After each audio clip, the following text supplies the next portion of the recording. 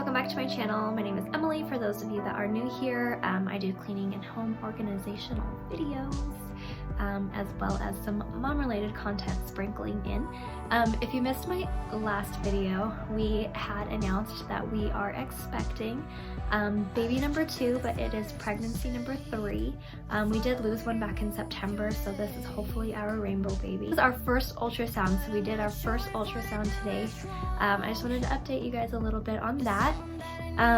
It was good news, but I don't feel great about it yet. So if you guys missed my miscarriage video, I'm gonna link it somewhere. If any of you guys want a little bit of a backstory. Hi, Pumpkin. Come here. Close the door. Welcome. So when I went in for my first ultrasound with the last pregnancy, it was measuring 2 weeks behind. And I know that was not the case because I was clockwork. Now, since the miscarriage, my cycles have been a little bit different.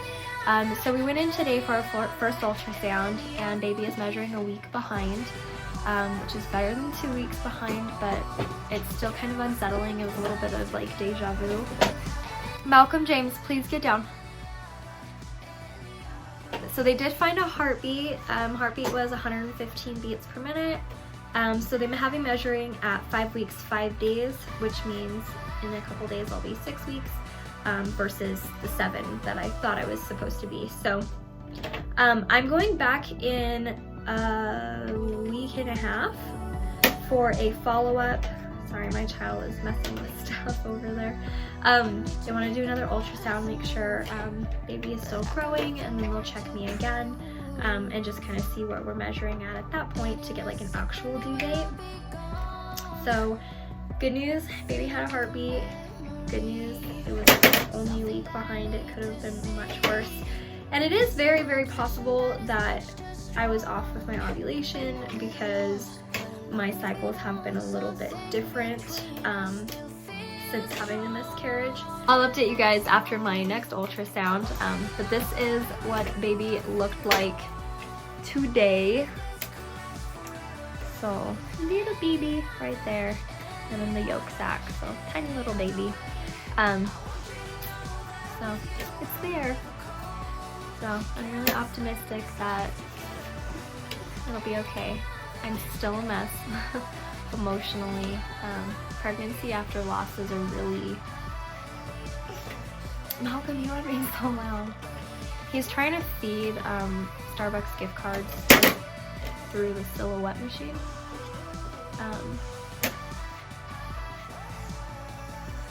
Put it in there.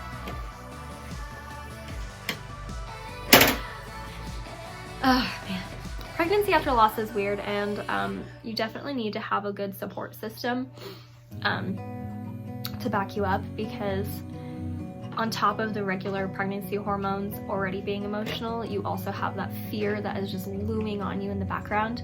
I'm trying my best not to let it overcome me, because I know I need to stay level-headed and not stressed out for the good of this baby. I need to take care of this one, and it depends on my mental health to be where it needs to be. So I'm trying really hard. If you guys are going through similar situations, just know that you're not alone. You don't have to be alone. Reach out. I'm always here if you want to message me on message me on YouTube, something, email, I don't know. Find me on Instagram, message me on Instagram. My Instagram is always linked below my videos. So, but yeah, I mean, I think the best thing to do when you're in these kind of situations is to know that you need to find a good support system, and you need to have people there to help you through it, because it's not easy. So I'll update you guys as soon as we're done with our next visit. So see you guys then. So fast forward a little bit, the last time I was talking, I had just gotten back from my first ultrasound. Baby was measuring a week behind, and we were kind of nervous about that. So they did a follow-up appointment 10 days later. So it should have been at that point measuring like 7 weeks in 1 day. So we went in, and baby was measuring almost 8 weeks. So we were a week ahead again. So baby just had a little bit of a slower start, but it definitely made up for it. So at our second ultrasound, so this is our first one. That's baby right there. Please don't mind my nails, they are terrible. Little dot right there is baby.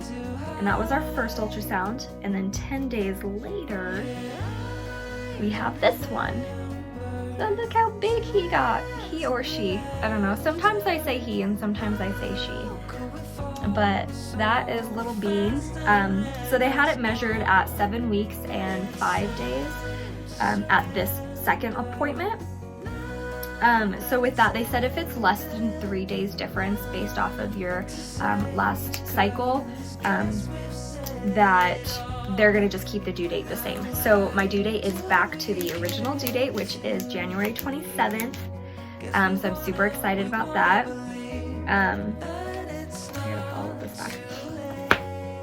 So January 27th is our due date, and I go back on July 8th and we do the blood work. We're doing the panorama test, which tests for genetic and abnormalities, make sure everything's good with, God, I cannot talk right now.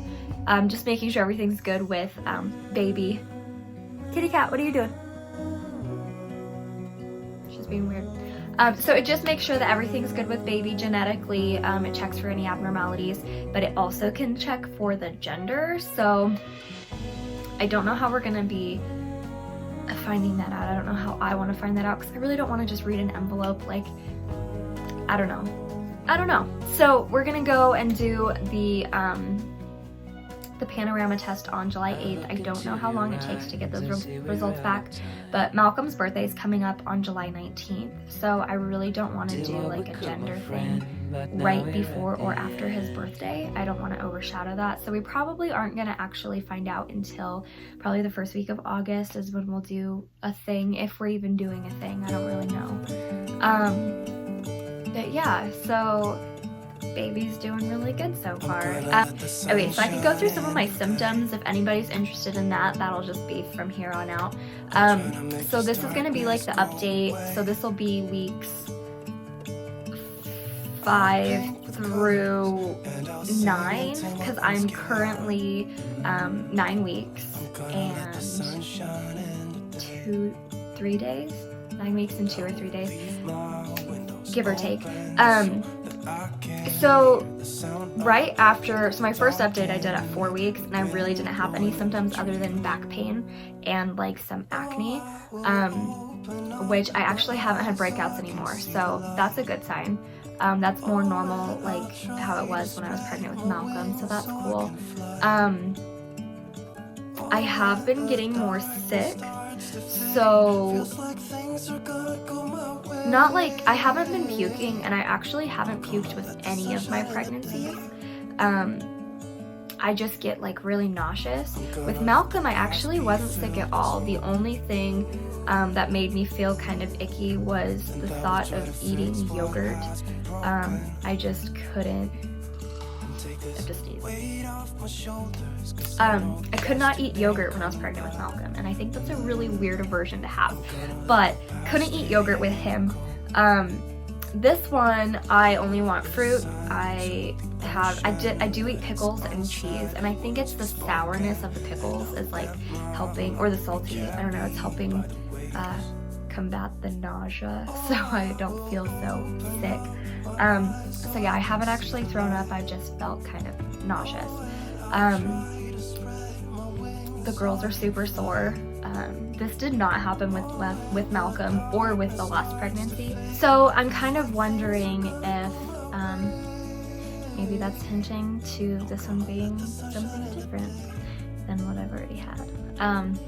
I don't know. I really don't care about the gender. I don't. I mean, I'm excited to see what we're having, but as long as I get to bring this one home, I am perfectly okay with that.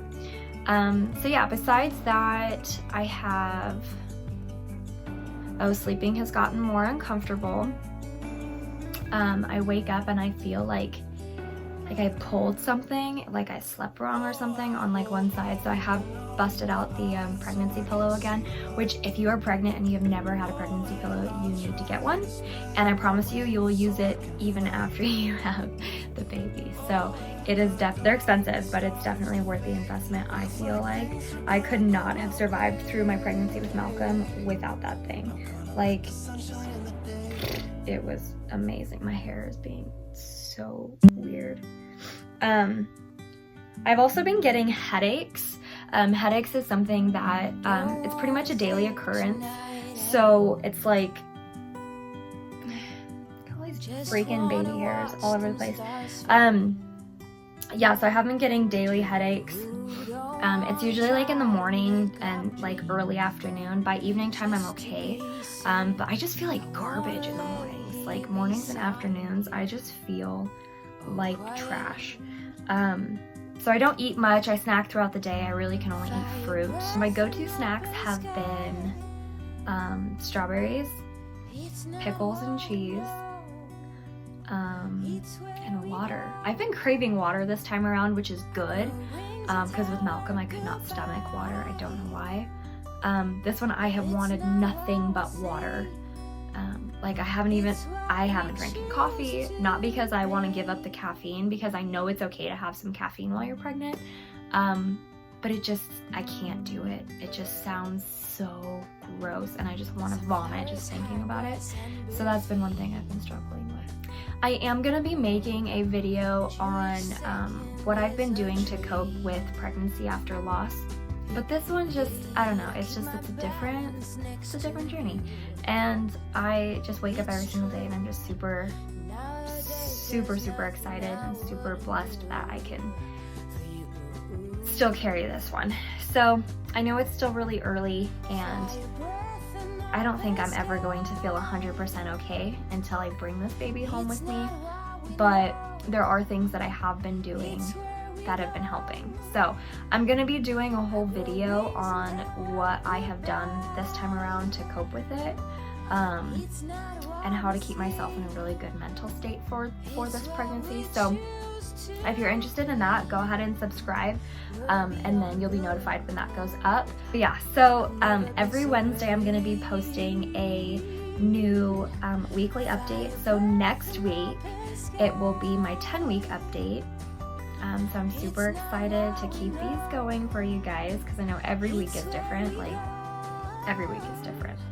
So, okay, you guys, so I wanted to do a 9-week bump shot too. I know there's not much there and it's mostly bloat, but it's just fun to track the progression. I am doing photos and like I'm making my own video montage of this, but for those of you that might be interested, let's get this shit in. For those of you that might be interested or might be in like the same boat as me and wants to see, because I know everybody's different, but 9-week bump shot. So I did just eat, so it does look big, but like I said, I'm pretty stretched out from Malcolm, but like if I suck it in, you could see like there's definitely like, it's rounded more down here, and I do feel that it's more firm than it used to be. Yeah, when I eat it gets a little bit more bloated, but that's currently what we're working with. So yeah, thank you guys so much for watching. Go ahead and subscribe if you want to keep up on the journey, and then I'll also link my Instagram down below. I am more active on my Instagram account than my YouTube. YouTube isn't as often posted to, but my Instagram, I'm on there almost every single day. So if you want to follow along with me and get like real-time updates with me, go ahead and head over there. So that'll all be linked down below. Thank you guys so much for watching, and we will see you guys next time.